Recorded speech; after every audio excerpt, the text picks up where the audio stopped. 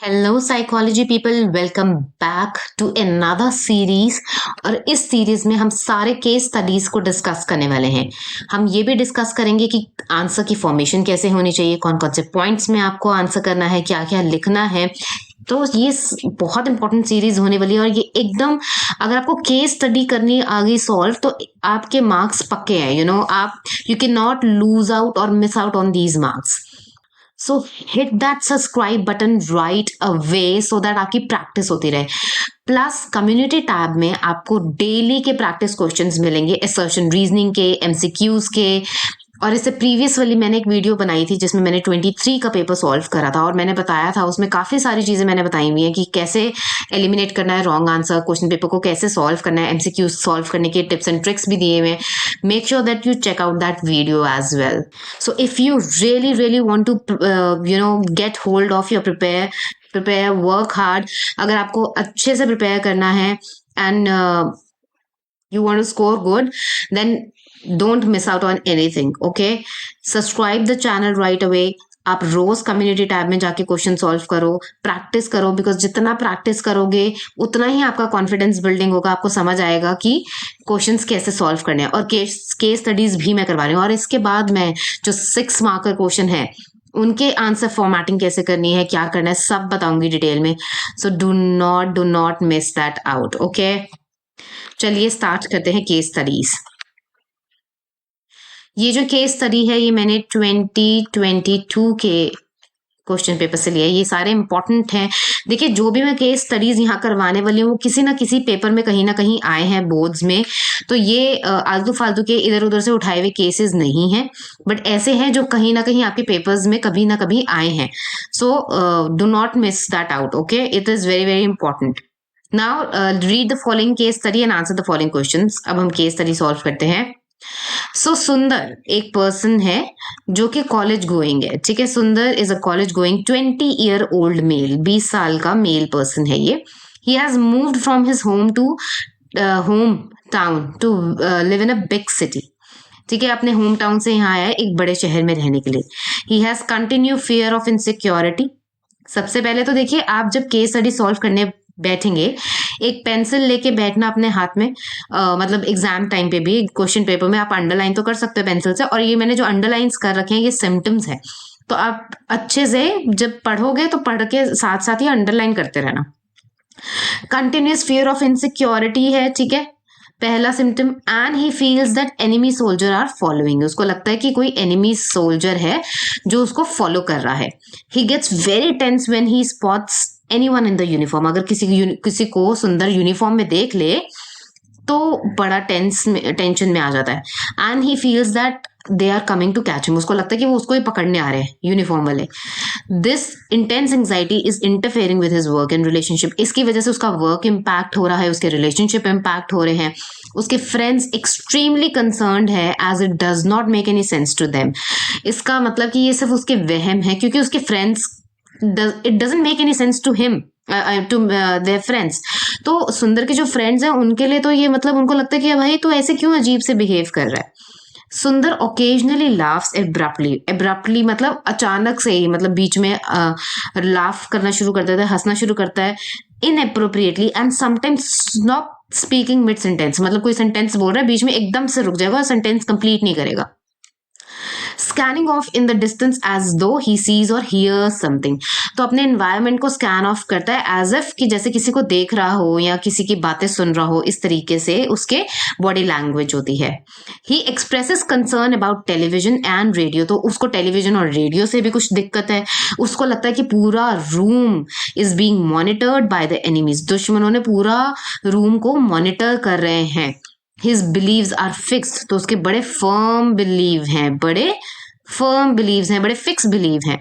And if they are challenged his tone becomes hostile, तो क्या मतलब है कि अगर कोई उसके बिलीव सिस्टम को चैलेंज करे कि नहीं ऐसा नहीं है कि कोई मॉनिटर कर रहा है या यूनिफॉर्म वाले तुम्हें ही पकड़ने आ रहे हैं या everything is being monitored, radio नहीं चलाओ, टीवी नहीं चलाओ, अगर कुछ इस तरीके से उससे बोले तो वो होस्टाइल हो जाता है। होस्टाइल मतलब मार पिटाई पे उतर आता है, एकदम एग्रेसिव हो जाता है, गुस्से वाला हो जाता है, लड़ने को तैयार जिसको बोलते हैं।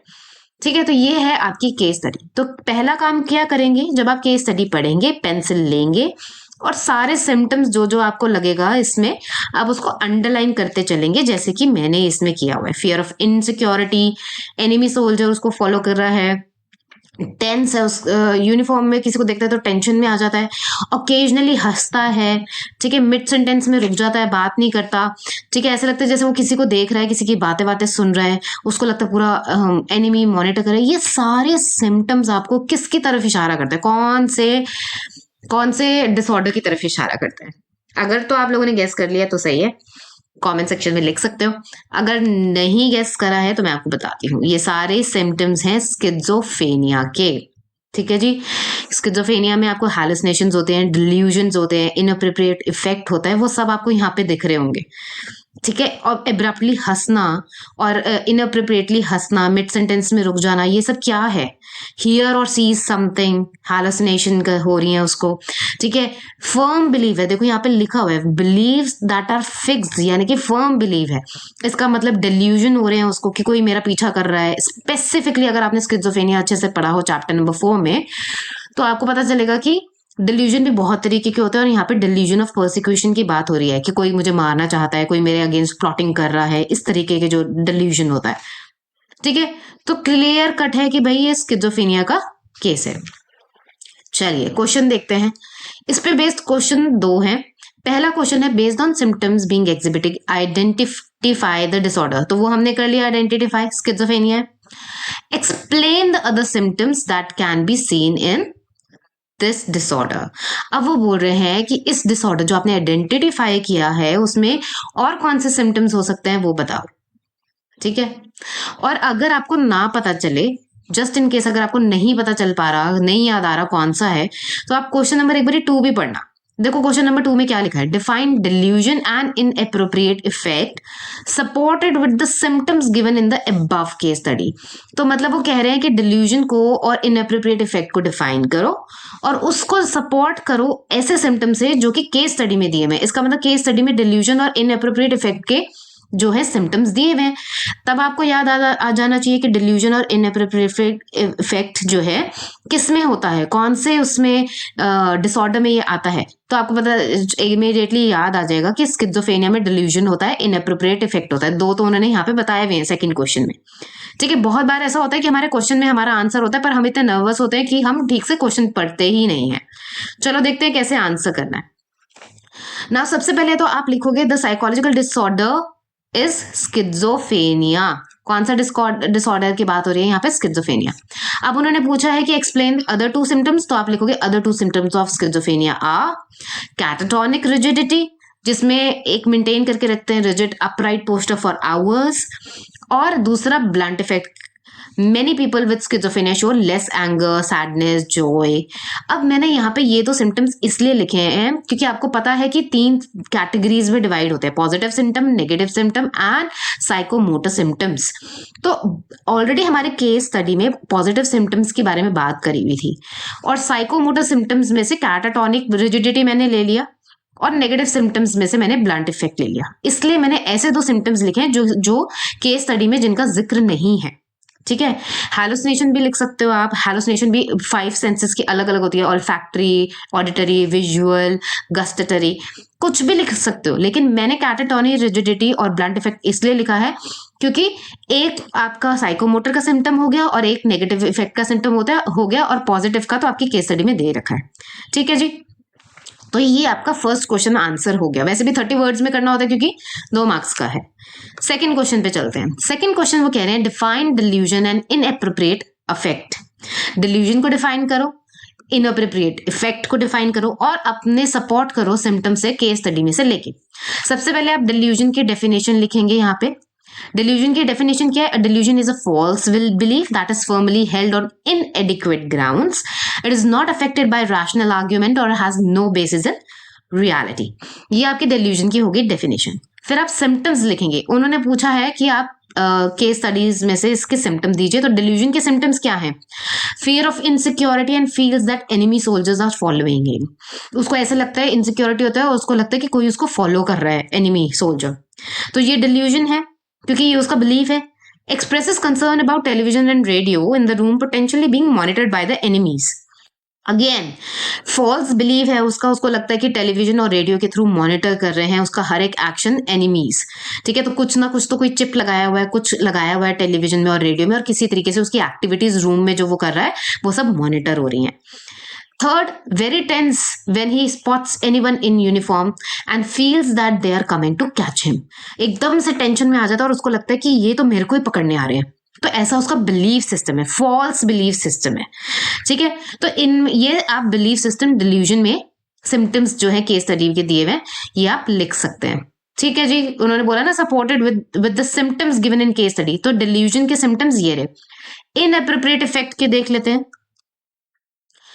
नाउ इनएप्रोप्रिएट इफेक्ट की डेफिनेशन जो आपकी बुक में दी हुई है वो यही दी हुई है, emotions that are unsuited to the situation. ऐसे इमोशन जो सिचुएशंस में फिट ही नहीं बैठते, सूट नहीं करते, वो इनएप्रोप्रिएट अफेक्ट है। ये ना ए होना चाहिए, ठीक है, this is A and not E. ठीक है, अफेक्ट। सो सिम्टम्स के स्टडीज में आपको क्या दिख रहा है इनएप्रोप्रिएट के? एक तो ओकेजनली लाफ कर रहा है, एब्रप्टली एंड इनअप्रोप्रिएटली। पहली बात तो यही इमोशनल सिम्टम्स हैं अफेक्ट के। अफेक्ट मतलब क्या? इमोशन। तो कहीं पे हम ठीक से इमोशन नहीं दिखा रहे, जिस सिचुएशन में जैसा दिखाना चाहिए वही होता है ना इनअप्रोप्रिएट इफेक्ट। जहां हंसना है वहां रो रहे हैं, जहां रोना है वहां हंस रहे हैं। स्टॉप स्पीकिंग मिड सेंटेंस, बोलता बोलता बोलता बीच में सेंटेंस रोक देता है एब्रप्टली, एकदम से। फिक्स्ड बिलीव जो उसके चैलेंज करते हैं, हिज टोन बिकम्स होस्टाइल। अरे अगर आपको मतलब मान लो आपको कुछ दिख रहा है और मुझे नहीं दिख रहा, तो मैं आपसे लड़ना थोड़ा नहीं शुरू कर दूंगी कि नहीं नहीं ऐसे कैसे बोल रहे हो, ये तो है, ये तो गलत बोल रहे हो।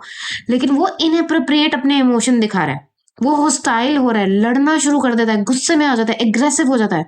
तो ये तो एक्सेप्टेबल इमोशन नहीं है ना, तो इनएप्रोप्रिएट अफेक्ट है ये इन सिचुएशंस में। तो ये 3 सिम्टम्स आप इस तरीके से आंसर करेंगे। आई होप आपको समझ आया हो कि केस स्टडी को कैसे करना है, कैसे आंसर करना है। For more such case studies, more such videos, do hit the subscribe button. Let me know in the comment section अगर आपको कोई भी डाउट है, कुछ भी पूछना है या कुछ और आप समझना चाहते हैं, just let me know in the comments. नहीं भी तो भी do give me a thumbs up so that I know that you like this video and I should keep bringing such videos. I'll see you next time. Till then, take care. Bye.